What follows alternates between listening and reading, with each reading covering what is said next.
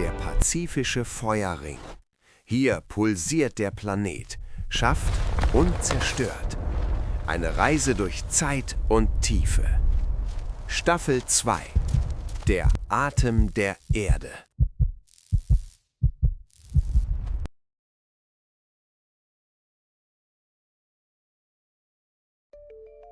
Im Frühjahr 1980 ruht am Fuße des Mount St. Helens der Spirit Lake, eine scheinbar unberührte Idylle aus Wasser und Wald. Seit über einem Jahrhundert gilt der majestätische Schichtvulkan wegen seiner perfekten Symmetrie als der Fujiyama Amerikas. Doch an den Ufern des Sees lebt ein Mann, der den Berg besser kennt als jeder andere, der 83-jährige Harry R. Truman. Truman betreibt hier seit einem halben Jahrhundert eine Lodge. Für ihn ist die Natur kein Feind, sondern Familie. Er lebt zurückgezogen mit 16 Katzen, trinkt selbstgebrannten Whisky und ignoriert beharrlich alle Evakuierungsbefehle. Als die Erde im März zu beben beginnt, wird Truman unfreiwillig zu einem nationalen Medienphänomen. Journalisten fliegen mit Helikoptern in das Sperrgebiet ein, um den sturen alten Mann am See zu interviewen. Truman wähnt sich in Sicherheit. Er erklärt den Reportern trotzig, man könnte mich nicht mal mit einem Maultiergespann hier herausziehen. Er glaubt an den unbedingten Schutz des dichten Waldes. Das ist mein Berg und mein See, das sind meine Arme und meine Beine. Selbst als die Erdbeben stärker werden und die alte Leuchtreklame in seiner Starlight Lounge bedenklich wackelt, bleibt er gelassen. Während Truman seine Illusion der Sicherheit pflegt, blicken Wissenschaftler mit wachsendem Entsetzen auf die seismischen Messdaten. Seit einem heftigen Beben am 20. März ist der schlafende Riese unter dem Gestein endgültig und unübersehbar erwacht. Das wahre, tödliche Problem liegt jedoch nicht am rauchenden Gipfel, sondern tief im Inneren der gewaltigen Nordflanke des Berges.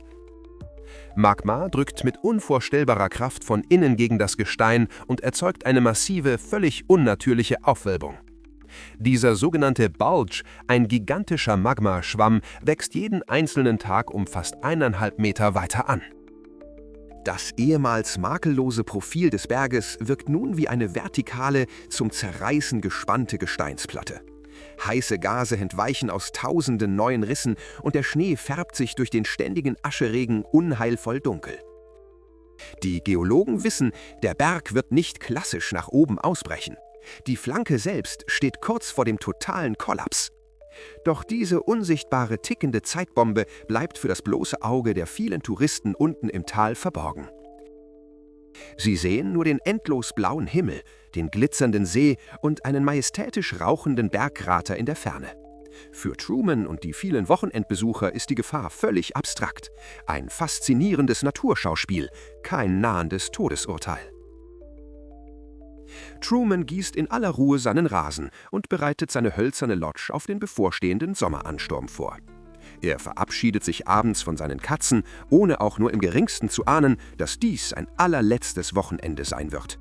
Weit unter ihm, tief im dunklen Gestein, hat das unablässig aufsteigende Magma den kritischen Druckpunkt fast erreicht. Die Struktur der gewaltigen Nordflanke wird nur noch durch reine physikalische Reibung zusammengehalten. Ein unfassbar fragiles Gleichgewicht. Der 17. Mai neigt sich dem Ende zu.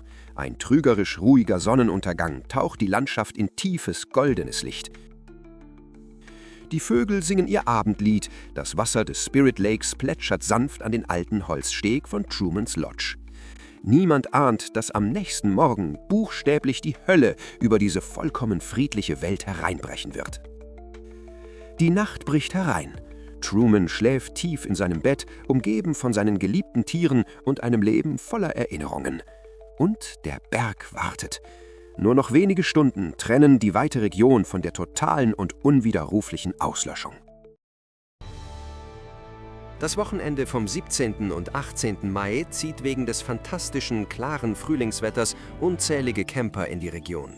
Die Luft ist kühl, der Himmel makellos blau. Es herrscht eine unheimliche, fast unnatürliche Stille in den tiefen Wäldern. Wir lernen die Menschen kennen, die dem Berg vertrauen. Der 37-jährige Day Carr zeltet mit seinen beiden Söhnen in der Nähe. Seine Söhne Andy und Mike, 11 und 9 Jahre alt, lieben es, mit ihrem Vater in der Wildnis zu übernachten. Carr ist ein ambitionierter Fotograf. Er hofft an diesem kristallklaren Morgen auf spektakuläre Aufnahmen der rauchenden Bergspitze. Weiter entfernt schlägt das junge Paar Karen Warner und Terry Crawl, beide gerade erst 21, ihr Zelt am Green River auf. Sie befinden sich offiziell in einer ausgewiesenen Sicherheitszone.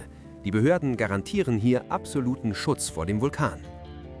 Die bunten Zelte, die rot-weißen Kühlboxen, alles strahlt die unbeschwerte Leichtigkeit und Freiheit der frühen 80er Jahre aus. Niemand hier ahnt auch nur im Entferntesten, dass die von Menschen gezogenen Grenzen auf einer Landkarte den Berg nicht aufhalten werden.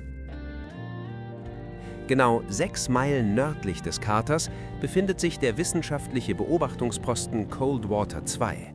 Hier hält der 30-jährige Vulkanologe David A. Johnston ganz allein die Stellung für den United States Geological Survey. Johnston ist ein brillanter Wissenschaftler, spezialisiert auf die Analyse gefährlicher vulkanischer Gase. Er weiß aus seiner Zeit in Alaska besser als die meisten anderen, welch unbändige Zerstörungskraft explosive Vulkane besitzen. Er hat immer wieder betont, dass echte Gefahrenbewertung das Risiko erfordert, direkt am Ort des Geschehens zu sein. Sein unermüdlicher Einsatz trug maßgeblich dazu bei, dass die Region überhaupt abgesperrt wurde, was Tausenden das Leben rettete. Doch er selbst sitzt nun ironischerweise genau in der Schusslinie, auf einem Posten, der fälschlicherweise als sicher eingestuft wurde. Etwas weiter westlich positioniert sich auch der 27-jährige Fotograf Reid Blackburn für die lokale Zeitung The Columbian. Er hat seinen blauen Volvo tief im Wald geparkt, um exklusive Bilder des Vulkans für National Geographic zu schießen. Die Uhr tickt unaufhaltsam. Es ist kurz nach 8 Uhr morgens. Die Sonne steigt höher, der Morgentau verdunstet langsam. Johnston sitzt entspannt in seinem Klappstuhl, trinkt Kaffee und dokumentiert die scheinbar völlig unveränderten Messdaten. Nichts deutet auf eine unmittelbare Katastrophe hin. Keine ungewöhnlichen Gasaustritte, keine extremen Aschewolken am Gipfel. Die Carr-Brüder lachen unbeschwert an ihrem Lagerfeuer, während Terry und Karen noch tief und fest in ihrem Schlafsack schlummern. Auch Harry Truman in seiner Starlight Lounge beginnt den Tag mit seiner typischen stoischen Routine am See. Die geologische Beule am Berg, dieser gewaltige, von Magma durchsetzte Schwamm, hat jedoch ihr absolutes physikalisches Limit erreicht. Die strukturelle Integrität des Gesteins ist nur noch eine Illusion. Das immense Gewicht des Berges zieht unerbittlich nach unten. 8:32 Uhr. Tief unter der Oberfläche reißt eine gewaltige tektonische Verwerfung mit brutaler Gewalt auf. Ein starkes Erdbeben der Stärke 5,1 erschüttert die gesamte Region. Der Berg stöhnt unter der Belastung auf. Truman blickt irritiert auf. Johnston springt aus seinem Stuhl. Der EK greift instinktiv nach seiner Kamera. Die Reibung, die die Nordflanke des Berges seit Wochen festhielt, löst sich in einem winzigen Bruchteil einer Sekunde in nichts auf. Der größte historisch aufgezeichnete Erdrutsch der Welt beginnt. Das Ende ist nun völlig unausweichlich. Die gigantische Gesteinsmasse der Nordflanke rutscht mit über 200 Kilometern pro Stunde ungebremst ins Tal hinab. Dieser gewaltige Erdrutsch nimmt den Druck vom aufgestauten Magma im Inneren des Vulkans.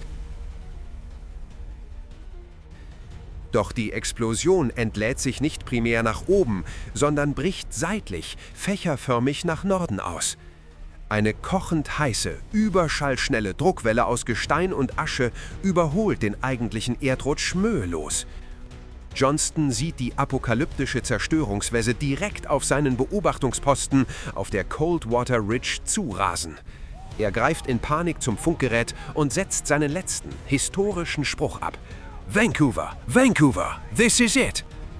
Sekunden später wird sein Posten, sein Trailer und er selbst von der unglaublichen Naturgewalt regelrecht pulverisiert. Die Schockwelle rasiert jahrhundertealte Tannenwälder in Sekundenbruchteilen ab, als wären es bloße Streichhölzer. Die Temperatur der Wolke beträgt hunderte Grad Celsius. Jeder Sauerstoff wird augenblicklich aus der Luft gebrannt. Unten am Ufer rast der gigantische Erdrutsch in den Spirit Lake und verdrängt das gesamte Wasser des Sees. Eine gigantische Flutwelle begräbt Harry Trumans Lodge unter hunderten Metern Schutt, Schlamm und kochendem Wasser. Sein sturer Trotz und sein blindes Vertrauen in den Berg enden hier, tief begraben für die Ewigkeit. Die gnadenlose Druckwelle jagt unaufhaltsam weiter nach Norden, direkt auf die ahnungslosen Camper zu. Day Carr, der Fotograf, hat nicht einmal Zeit, seine Kamera schützend vor das Gesicht zu heben. Die idyllischen Zeltplätze am Green River, die scheinbar so sicheren Zonen, werden von der grauen Wand überrollt. Karen Warner und Terry Krell haben keine Chance zu fliehen. Sie sterben sofort durch die unerträgliche Hitze und den Schutt. Später wird man sie finden, noch immer eng umschlungen in den Überresten ihres geschmolzenen Zeltes liegend. Auch der Fotograf Ray Blackburn wird von der Wolke eingeholt. Er stirbt in seinem blauen Volvo, während er noch Filme einlegt. Eine absolute, alles vernichtende Wucht, die keine klassischen Hollywood-Feuerbälle braucht, um tödlich zu sein. Die Physik dieses Flankenkollapses rasiert die Landschaft so gründlich, dass sie nun aussieht wie die karge Mondoberfläche. Aus dem blitzartig geschmolzenen Eis der Gletscher bilden sich gigantische Schlammlaviren, sogenannte Lahare. Sie wälzen sich unaufhaltsam durch die Täler und reißen Brücken, Straßen und schweres Gerät wie Spielzeug mit sich. Die vertraute Topographie des Bundesstaates Washington wird innerhalb weniger Minuten völlig neu gezeichnet.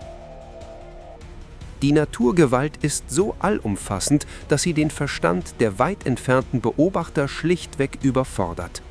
Keine Farbe, kein Leben, kein Ton bleibt zurück. Nur das dumpfe Rauschen tonnenschwer fallender Asche. Und während das Land am Boden stirbt, steigt das wahre Monster erst noch in den verdeckten Himmel auf.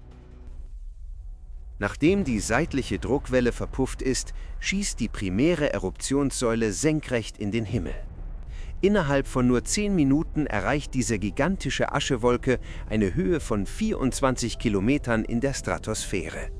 Die gewaltige Reibung der aufsteigenden Gesteinspartikel erzeugt ihr völlig eigenes apokalyptisches Wettersystem. Angetrieben vom starken Höhenwind treibt diese dichte, erstickende Wolke rasend schnell gen Osten. Um 9:45 Uhr, kaum über eine Stunde nach dem Ausbruch, erreicht der Fallout die 100 Kilometer entfernte Stadt Yakima. Obwohl es mitten am Vormittag ist, wird der Himmel so rabenschwarz, dass die automatischen Straßenlaternen ansprengen. Eine beklemmende Dunkelheit legt sich über den Bundesstaat. Die Temperatur fällt schlagartig spürbar ab. Feine graue Dazitasche rieselt wie Schnee vom Himmel und erstickt Autos, Häuser und Straßen in einer dicken Schicht. Die Menschen in der Umgebung verriegeln ihre Türen und tragen Atemmasken. Die Welt scheint völlig stillzustehen. Als sich der Himmel Tage später endlich klärt, wird das ganze schreckliche Ausmaß der Tragödie sichtbar. 57 Menschen starben. Darunter der eigensinnige Harry Truman, das junge Liebespaar am Fluss und die mutigen Wissenschaftler Johnston und Blackburn. Später wird man Blackburns Auto tief in der Asche finden. Seine geborgene Kamera zeugt stumm von seinen letzten Sekunden. Die Katastrophe war beispiellos, aber das Trauma von Mount St. Helens revolutionierte auch die moderne Vulkanologie. Die hier so teuer erkauften Erkenntnisse über Flankenkollapse und laterale Ausbrüche wurden zum neuen globalen Standard. Durch Johnstons unermüdliche Vorarbeit und die rigorosen Sperrzonen konnten bei diesem Ausbruch Tausende gerettet werden. Und auch für zukünftige Generationen rettete das Wissen vom 18. Mai weltweit Zehntausenden Menschen das Leben. Der Berg, einst der mythische Wächter des Sees, ist nun ein ewiges Mahnmal für die unberechenbare Macht der Erde. Ein schlafender Riese, der uns lehrte, dass die Natur unsere Grenzen und vermeintlichen Sicherheitszonen niemals respektiert. This is it. Ein flüchtiger Moment in der geologischen Zeit, der unsere menschliche Welt für immer veränderte.